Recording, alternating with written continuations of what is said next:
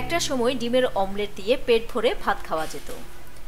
সেদ্ধ ডিম চটজলদি খেয়েও সারা যেত সকালের নাস্তা। কিন্তু এখন কেন জানি আর আগের মতো স্বাদ মেলে না ডিমে। কুসুমে আর মেলে না গাঢ় সোনালি রং।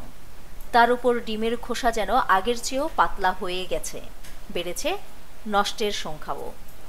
এমন অভিযোগ কেবল আপনার নয়, ডিমের স্বাদ নষ্ট হয়ে যাওয়ার বিষয়টি খেয়াল করেছেন অনেকেই। বিশেষজ্ঞদের মতে ডিমের মান নিঃশব্দে কমছে। ফিকে স্বাদের অমলেটেই তার প্রমাণ। পাশাপাশি বাজার দখল করেছে নকল ডিমও। কেন ডিমের স্বাদ কমছে, এর পেছনে দায়ী কোন কারণ?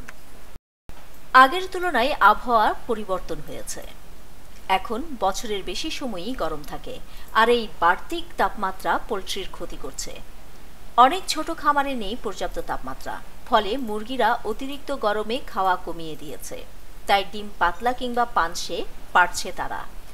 অনেক সময়ে ডিম পাড়াও বন্ধ করে দিচ্ছে মুরগিরা।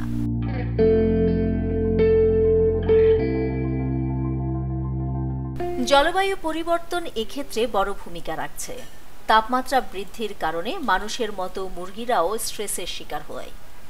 এতে তাদের বিপাক ক্রিয়া এবং দেহে ক্যালসিয়ামের ভারসাম্য নষ্ট হয়, যার সরাসরি প্রভাব পড়ে ডিমের গুণমানে। 2014 সালের একটি গবেষণা অনুযায়ী 33 ডিগ্রি সেলসিয়াস তাপমাত্রায় মুরগিদের খাদ্য গ্রহণ 30% কমে গেছে এবং ডিম উৎপাদনের হার কমেছে 11%।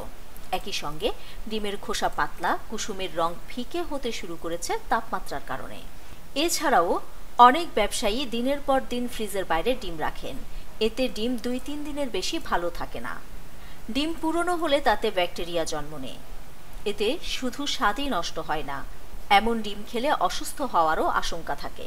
আবার চাহিদা অনুযায়ী উৎপাদন না থাকায় অনেকেই নকল ডিম বিক্রি শুরু করেছে। রেজিন, সোডিয়াম, এলজিনেট ইত্যাদি রাসায়নিক দিয়ে বানানো ডিম দেখতে আসল মনে হলেও এতে কোনো পুষ্টিগুণ নেই, বরং এগুলি স্বাস্থ্যের জন্য ক্ষতিকর। নিউজ ডেস্ক, দৈনিক পূর্বকোণ।